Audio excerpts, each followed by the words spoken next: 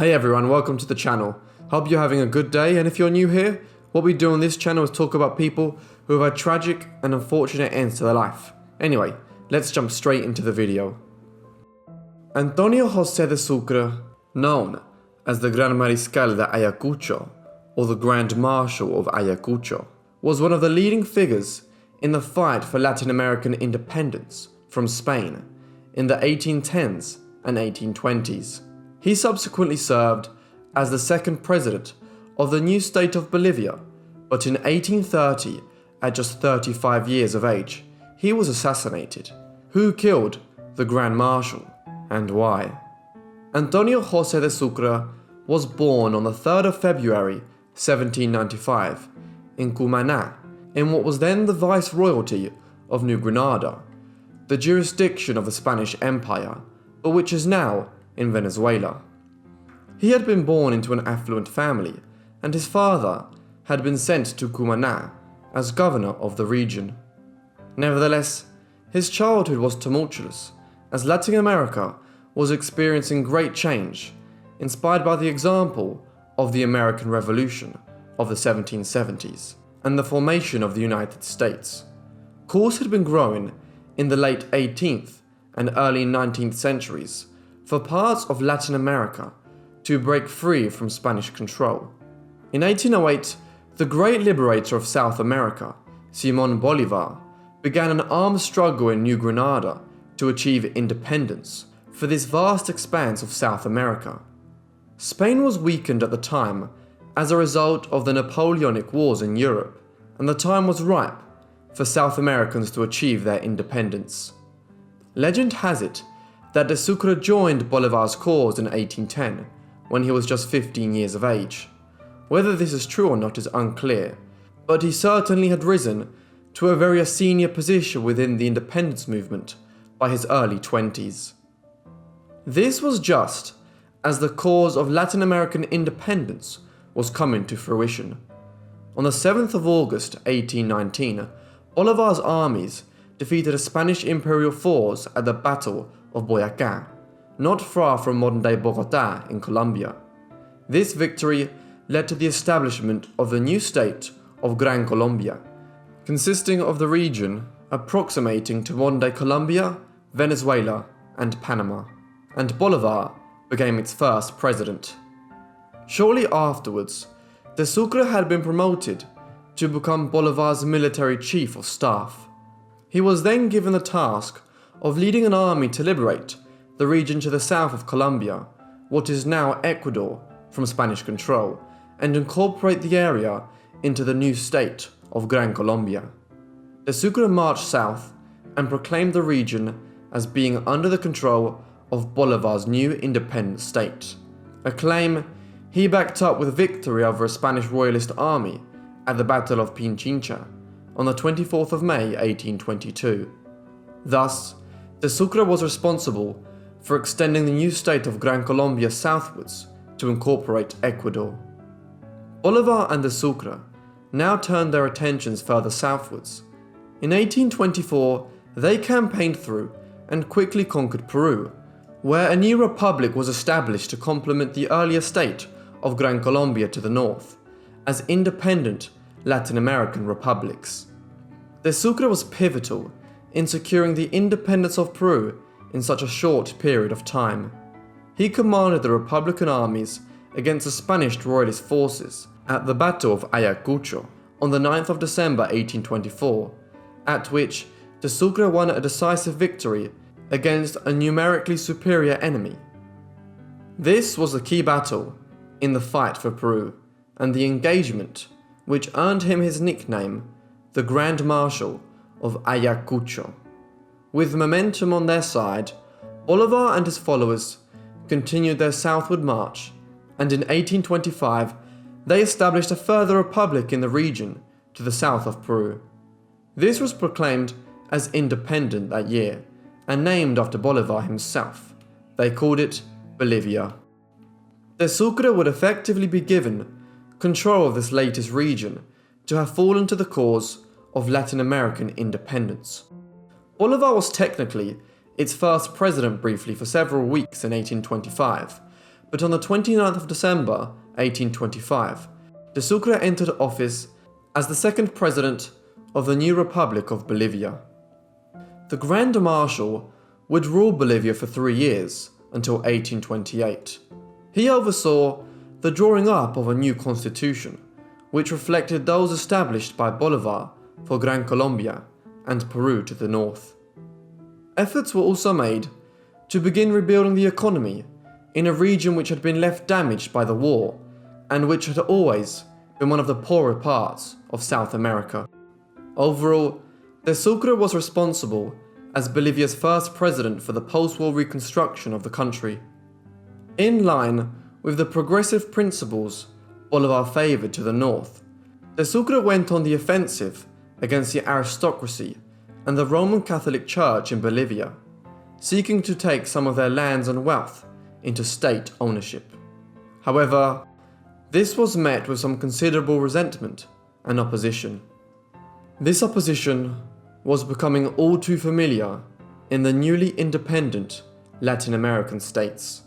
No sooner had the independence of Gran Colombia, Peru and Bolivia been achieved, but the victors began squabbling amongst themselves about what future direction these new countries should take.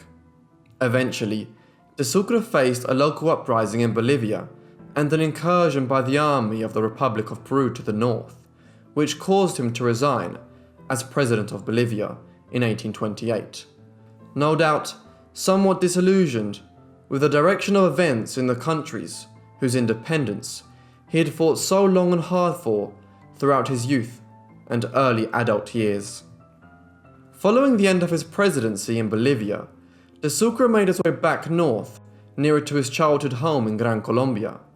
Bolivar had need of his old comrade, as Peru attempted to invade Gran Colombia in 1829. There were also increasing tensions with the largest Latin American state. At the heart of this conflict were two factions, one led by Bolivar, which wanted a strong centralized state in Gran Colombia, and another, which favored a more federalist approach, whereby the constituent regions such as Colombia, Venezuela and Ecuador, as well as Panama, would have their own self-governance within the Gran Colombia state. It was this conflict between centralization and federalism which led to de Sucre's assassination. It was plotted and planned by General Juan José Flores and General José María Obando, two federalist military figures who wished for the provinces of what is now Ecuador to have a greater degree of independence from the central government of Gran Colombia. Flores ultimately hoped to establish an independent Ecuador and make himself its president. Now in 1830, perceiving de Sucre's return and presence in Gran Colombia as a major threat to these independence efforts, Flores and Obando plotted to murder him. They struck on the 4th of June 1830.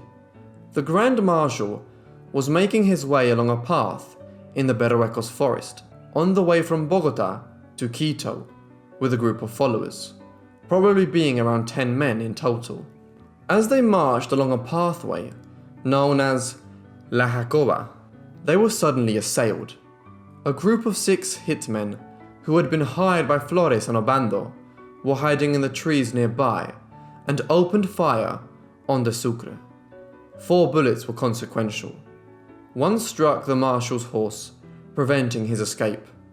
2 were non-fatal wounds to the man himself, but a 4th hit his chest and pierced his heart. It proved fatal, and the great fighter of Latin American independence died there in the Berruecos forest, gunned down by hitmen hired by fellow independence fighters. In the ensuing chaos, de Sucre's companions fled, and his body was simply left lying by the side of the pathway for a whole day. The following day, his orderly, Lorenzo Caicedo, returned with several others and buried de Sucre in the forest itself. However, when his wife learned of what had happened, she had his body disinterred and brought it back to Quito, where it is now entombed in the Metropolitan Cathedral of the Ecuadorian capital. De Sucre was not the only victim of the infighting and disagreement which developed amongst the revolutionaries and independence fighters of South America in these years. In the months and years that followed, the system which Bolivar and de Sucre had built fell apart.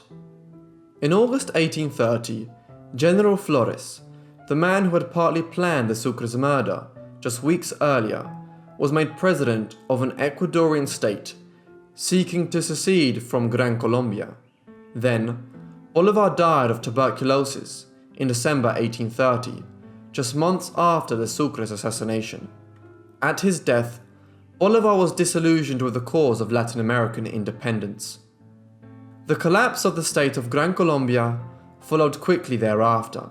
In 1831, Ecuador and Venezuela established their independence from Colombia, though Panama would remain joined with its southern neighbor until 1903.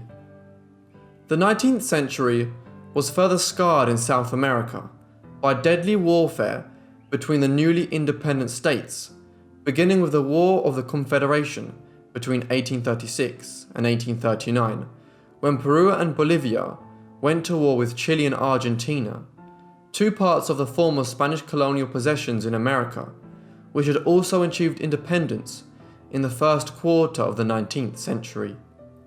Thus, the Great Wars of Latin American independence had resulted in a number of unstable states who failed to unite in common cause in the years ahead, and consequently left themselves open to exploitation from greed-filled business interests from the United States when they came to exploit the region. But there is no doubting the centrality of the man who was assassinated in 1830 to the independence movement.